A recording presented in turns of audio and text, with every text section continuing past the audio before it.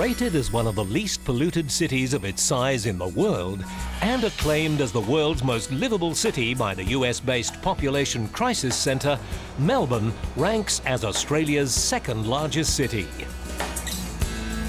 Situated at the head of Port Phillip and centred on the north bank of the Yarra River, Melbourne has a population of over 3 million.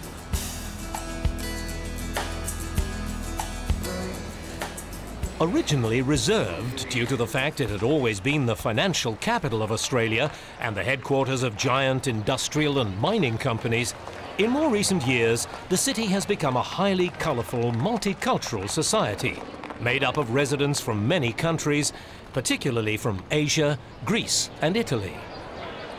About 30% of its population was born overseas, and it has one of the largest Greek-speaking populations in the world. This cosmopolitan influence is reflected in the modern architecture, numerous galleries, art centres, and many large parks which incorporate European-style gardens with winding paths and deciduous plantings. Set on the southern banks of the Yarra River is Alexandra Gardens, one of the inner city's most popular reserves and the location of Government House, site of the original residence and vineyard of Charles Joseph La Trobe, superintendent of the Port Phillip district, who arrived in 1839. Because of practical experience gained in Switzerland, La Trobe arranged for Clement Deschamps, a vigneron of Neuchâtel, to travel to Port Phillip and establish vineyards and wineries. One of the earliest of these was planted adjacent to the Punt Road Bridge in 1847 and remained in existence until 1924. The discovery of gold in Victoria in 1851 transformed Melbourne into Australia's largest city. And in some suburbs, wine bars and hotels were to be found on almost every corner. In the 60s, however, the colonial taste was for strong drink of all kinds, particularly port and sherry rather than for the light reds and whites, which were also being produced. Victoria was the colony's biggest wine producer until devastated by phylloxera in the 1890s. Today, totally recovered, there are over 250 premium vineyards statewide. With the almost frantic demand for new pastoral land, the Sunbury area was settled by well-funded, opportunistic squatters within 7 months of the first settlement of Melbourne by John Batman and John Faulkner in September 1835. Initially, Sunbury's first identity was that of a dairy and pastoral district, though vines were also planted in several locations. Sunbury region is a mere 30 minutes these days from the centre of Melbourne and 10 minutes past Melbourne Airport. But back in the 1860s, when there were 8 or 9 flourishing vineyards, it derived its early impetus for growth from the railway line that had just been established a mere couple of years earlier.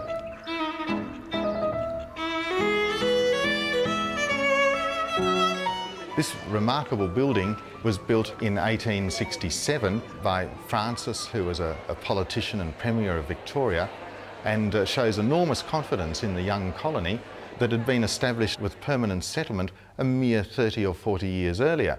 Indeed, the oldest surviving structure in Victoria is just across the way at Emu Bottom Homestead, that was built by a chap called Evans, who fought with Nelson at Copenhagen. So very early area here. Francis took advantage of the Duffy Land Act, which was responsible for so many politicians and businessmen entering the industry back in the 1860s. By the end of the 1860s, Victoria was producing half of Australia's wine. Goonawarra Vineyard, like the other 8 or 9 early Sunbury wineries, was important as an export earner for Australia at that stage and helped earn Victoria the title John Bull's Vineyard. The vines at Goonawarra were planted on stone terraces by the first vigneron called Boldini, who was an Italian. The whites were well regarded, and the red, which would have been Shiraz probably, was considered exceptional. But it was not to last. By the time of the outbreak of phylloxera, the government then naively introduced a vine pull scheme that saw many farmers pull out their vines. That really saw the end of Victoria's dominance of the wine industry in Australia. Although today, There's been a renaissance, and Victoria now has many more wineries than any other state. When we came, this wonderful bluestone winery was pretty much derelict, so we restored the building and replanted the vineyard. But taking note of the clay soils, yes, we planted Chardonnay, yes, we do Shiraz, but my great interest was in the wines of Saint-Emilion, so we planted Cabernet Franc. Often dismissed as a blending wine, but Cheval Blanc is 60% Cabernet Franc. The Loire Valley produce 100% Cabernet Franc. Interesting style. We serve it with lamb all the time because it has that earthiness that the earthiness that just really complements slightly gamey dishes like lamb, venison, that sort of thing.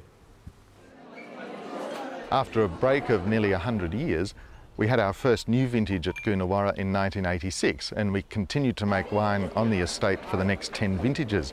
After that, though, we outgrew our facilities down at Coonawarra.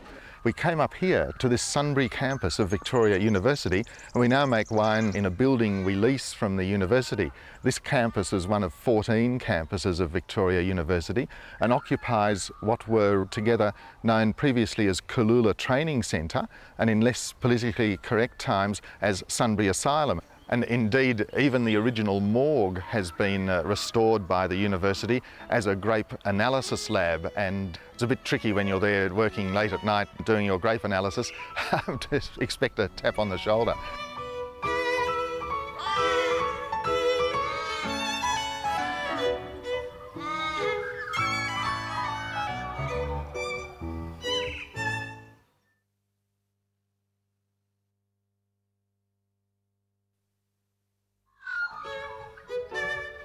One of Sunbury's earliest vineyards was established at Rupert's Wood, the vast country estate and 50-room residence of Sir William Clark, Australia's first baronet, and his wife, Lady Janet.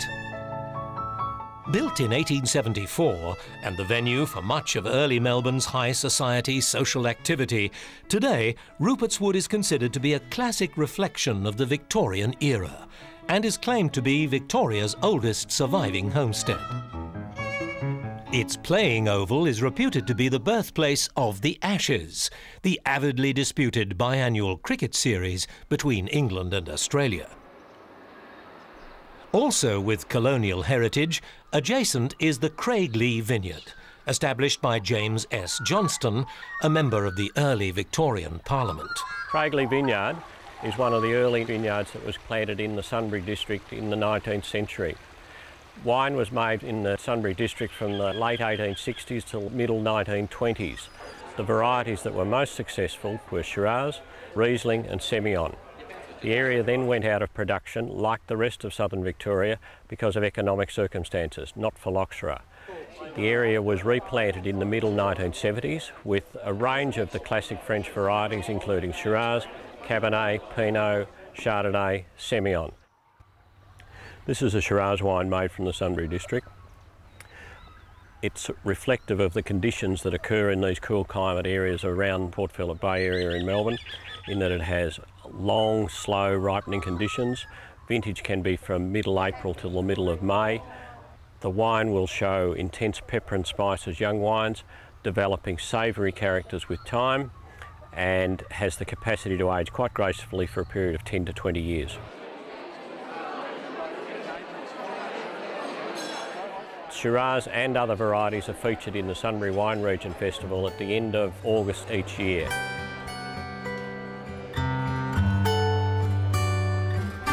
We're now in our 17th year of the Wine Festival, where a range of local foods and wines are available for people to enjoy and taste.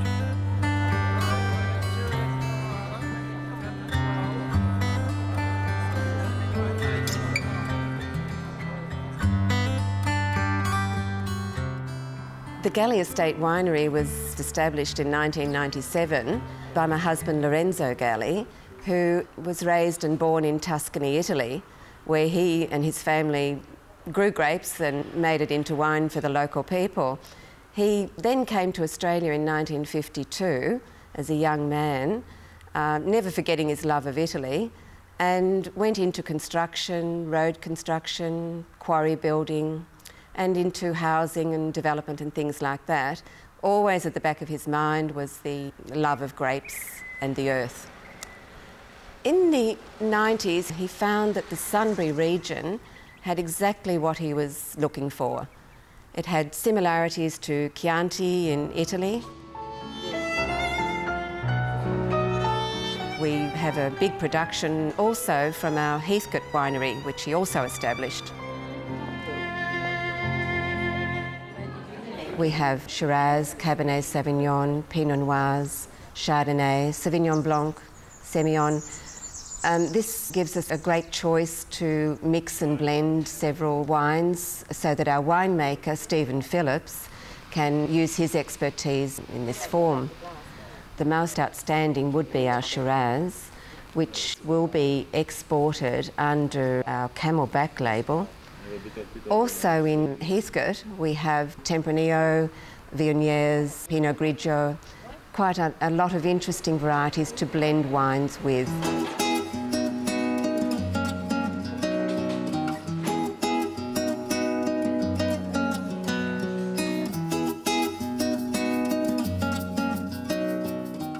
Good wine isn't made in the winery, it's made out here in the paddocks. It takes a whole year to make wine, not 2 months in the winery.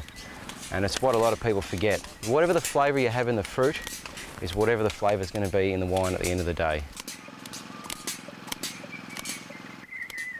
The soil's deep, red, volcanic soil. It holds absolutely no moisture whatsoever. The only water that these vines get is what we give them.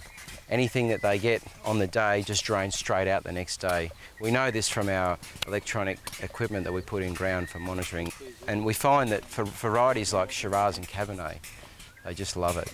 Also, we grow Pinot Grigio, Chardonnay and Sauvignon Blanc. They do very well in these parts as well. This is my dad, Matteo. He used to ring us on Saturday mornings and Sunday mornings when we had the dreams of planting a few acres of vines out here, and he used to say to us, come on, get out of bed, come and put a few posts in. And God, we hated him for it, you know, because we'd be out with our friends all the night before till 3 o'clock in the morning, and he'd want us to come and put vines in the ground. I reckon the wine that we're most proud of is our Shiraz, and probably some people would say our Cabernet's better, but our Shiraz is just unbelievable. It's chocolatey, velvet smooth. It's dark, it's black, it's like ink. It's got a lovely purple hue around the rim of the glass when you lay the glass over. It's the sort of wine that'll go 10 or 12 or 15 years in bottle, and when you open it, it'll taste as good as the day I bottled it. Typical of another typical story of an Italian family, I come home from holidays to find my dad with a bulldozer ripping up a new paddock, and I said to him, what are you doing? And he said, oh, I'm going to plant some Pinot Grigio, or Pinot Gris it's known as well. And I said to him, why? We grow Shiraz and Cabernet and Chardonnay. And he said, don't worry, it'll be all right. So we've, 5 years later, we're making wine from that paddock, and once again, he was right. It's turned out to be a fantastic wine, and it's a new buzz wine in Australia, and people are starting to really recognise the newer Italian varieties that have come to Australia.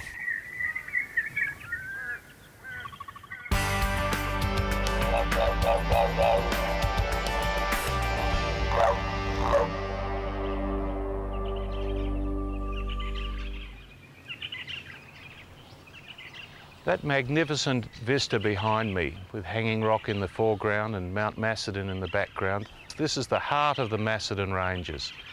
Great place to live, to work and to grow grapes, and that's why we're here. It's 2,000 feet above sea level, 650 metres. A lot colder for that reason than Sunbury, just the other side of the mountain. We've got some of the oldest soils on the planet, just over near Lancefield, where a number of vineyards are. The Mount William Range is from the Cambrian era, 600 million years ago. Our little volcano, just up there, it's called the Jim Jim, is a relatively young one. It's 6 million years old. So all these soils through here are all basalt, old basalt soils, and that makes them very good for grape growing. To the north, we've got some granite-based soils. So this region's got a lot of variety, but it's all recent history. Tom Lazar was the first to come in here with the Virgin Hills label in the mid-1970s. He was quickly followed by the Knight family, who established Granite Hills, and then the rest of us arrived in the early 80s. We bought this property in 1982, and we came here specifically to plant Pinot Noir and Chardonnay for sparkling wine.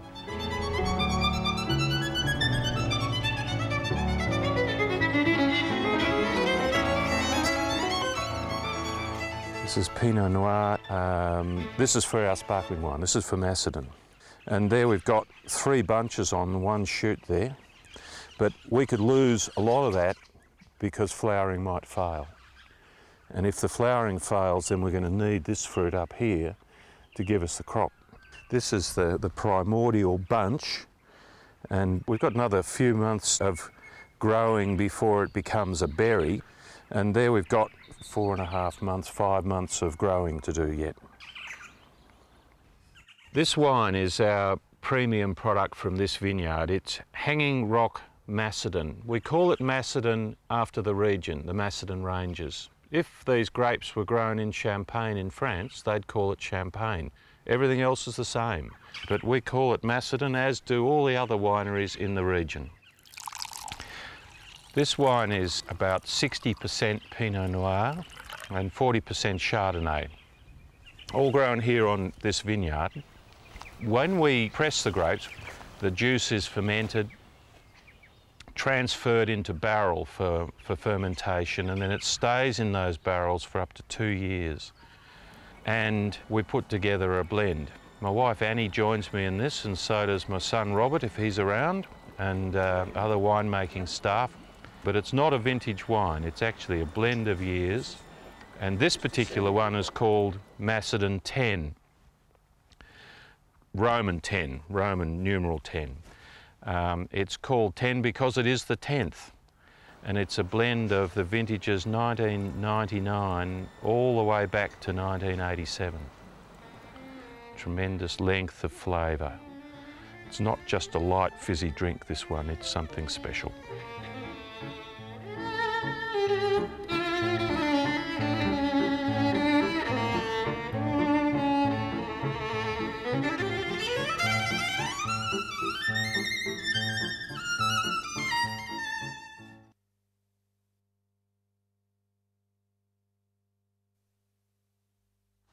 Located in the northwest sector of the Macedon Ranges wine district is Hepburn Springs and the adjoining town of Daylesford, which together are considered the spa centre of Australia.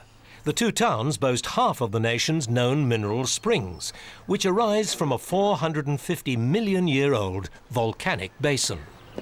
The towns, founded on gold diggings, reflect the affluence of the Victorian age. An outstanding architectural example of that period is the Hepburn Springs Spa Complex. When the alluvial mining finished in the 1850s, 1860s, the Swiss and Italians came and commenced tunnelling for gold. Their gold mines filled up with mineral water. They realised the importance of the mineral water, and consequently they made the reserve, they banned all gold mining in the reserve to preserve the natural resource of the mineral water.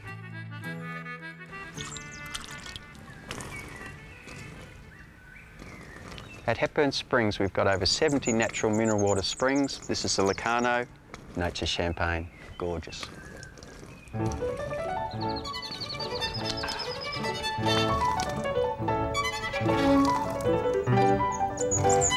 In the Hepburn Springs Reserve here we have 5 different mineral water springs. They all have similar minerals but varying compositions. The Locarno spring is high in iron, which is very good for your blood and for circulation.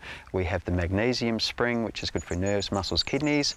Sulphur spring, great for your liver, for skin conditions. We have a mud wrap, which is great for the skin, very good for muscular aches and pains. The therapist applies the mud.